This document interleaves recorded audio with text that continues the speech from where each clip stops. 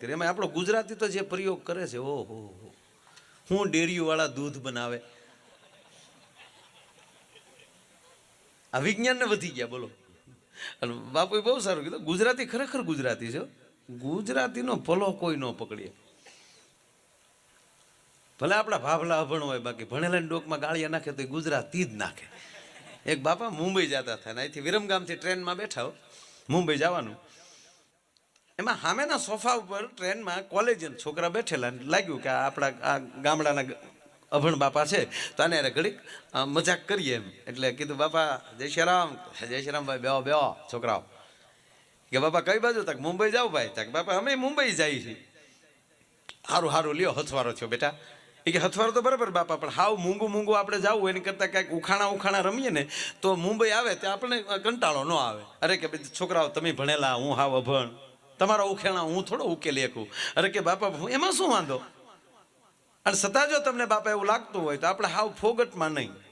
અમે તમને ઉખાણું પૂછીએ અને તમે જવાબ ના આપો તો તમારે અમને 100 રૂપિયા આપવાના.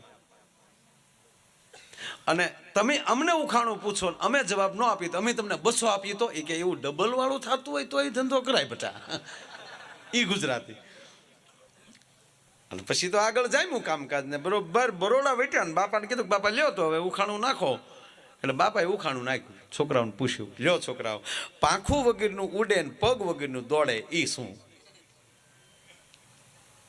ઓલા તો જનરલ નોલેજમાં વી ગયો કે મારું આવું ભણવામાં આવ્યું જ નહીં. મારી માલી જોવે કે આવું કાંઈ જડી જાય તો કાંઈ મેળ આવ્યો નહીં. એટલે પછી વાપી આવ્યું. પછી છોકરાએ કીધું, બાપા અમે હાર્યા, આલ્યો આ 200 રૂપિયા. કે બરાબર બેટા, જો આવું રેમા કરાય બેટા. પછી છોકરાઓને થયું ભલે ને આપણે પૈસા આપણા જાય પાછા, જવાબ બાપા આપી દે 100 રૂપિયા, હજી ભલે 200 રૂપિયા જાય, પણ આપણે જાણવા તો મળે. એનું એ જ ઉખાણું પૂછ્યું, લ્યો બાપા હવે અમે તમને પૂછીને તક હા તક અમારો આનો આ જ તમારી પાસે ઉખાણું કે પગ વગરનું દોડે ને પાંખું વગરનું ઉડે હું. બાપા એમ 100 પાછા આપ્યા કે મને નથી આવડતું. આલ્યો હોય એમણા પાછા, એમણા 100 શીખી ગયા બોલો. અરે એમાં એક જણો મુંબઈની અંદર એક બેંકમાં જઈને કીધું કે ભાઈ 50,000 રૂપિયા લોન જોવે. એટલે ક્યાંના છો? ગુજરાતનો છું ભાઈ. અહીંયા કાંઈ તમારી જમીન મકાન દુકાન અહીં પ્રોપર્ટી ખરી કાંઈ? અહીંયા કાંઈ મળે નહીં, બધું અહીંયા વિરમગામમાં આપણે 300 વીઘા એમ તો. કે ના પણ મારે તમને તમારે મોર્ગેજ તો કંઈક મારે જોવે ને, શેના ઉપર હું તમને 50,000 રૂપિયા આપું? એટલે કીધું જો આ બહાર મર્સિડીઝ પડી ને, કે હા એ મર્સિડીઝ ઉપર મને 50,000. આ લ્યો આ મારા પેપર ગાડીના, આ મારું આઈડી પ્રૂફ, આ મારું લાયસન્સ. જોયું એને કે હા ગાડી એના નામે, લાયસન્સ એ પોતે ફોટો જોઈ લીધો કે એ જ ભાઈ છે બરાબર, આનું જ ગાડી છે. અને પછી બેંક મેનેજરને એવું કીધું, પાછું જો ભાઈ પેપર નહીં ગાડી જ મૂકતી જવાની છે મારે. તમારા બેંકના ગેરેજમાં ગાડી મૂકી જો, જ્યાં સુધી હું તમને 50,000 વ્યાજ તમને પરત ન કરું ત્યાં સુધી તમારે ગાડી નહીં આપવાની. હવે 1.25 કરોડની ગાડી ને એમાં મૂળ 50,000 જોવે. બેંક મેનેજર ના પાડતો હશે, લઈ લીધી ગાડી, 50,000 રૂપિયા આપી દીધા, સાઇન થઈ ગઈ બધે.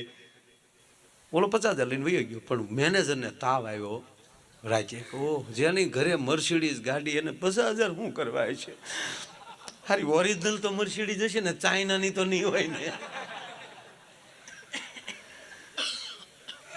બીજે દી આવીને ગાડી ચેક કરી, એ તો ઓરિજિનલ મર્સિડીઝ, એમાં કાંઈ ઘટે નહીં. અરે કાને થયું અમારે મૂળ જેને કાંઈ 1.25 કરોડનું ગાડું એને 50,000ની શું જરૂર પડી છે? તાવ આવી ગયો. અને ઓલો 1 મહિના પછી આવ્યો અને કીધું કે આલ્યો આ તમારા 50,000 રૂપિયા, આ 600 રૂપિયા વ્યાજ. પેપર આવ્યા, નો ડ્યુ સર્ટિફિકેટ આપી દીધું, ગાડીની ચાવી આપી દીધી.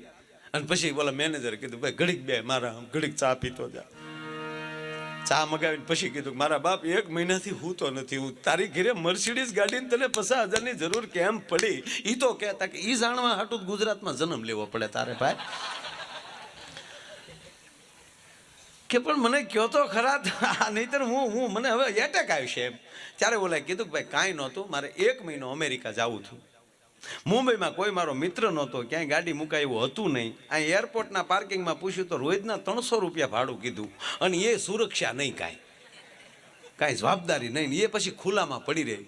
એને બદલે તમે મને 50,000 રૂપિયા દીધા, મૂળ 600 રૂપિયામાં આખો મહિનો ગાડી હાંસવી, એ આ કરાય કે મારે ત્યાં મુકાય?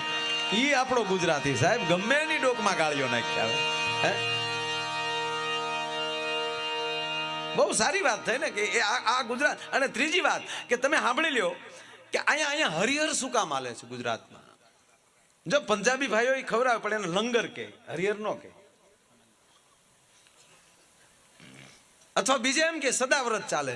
હરિહર નો અવાજ કેવલ ને કેવલ શબ્દ ગુજરાતમાં જ કેમ?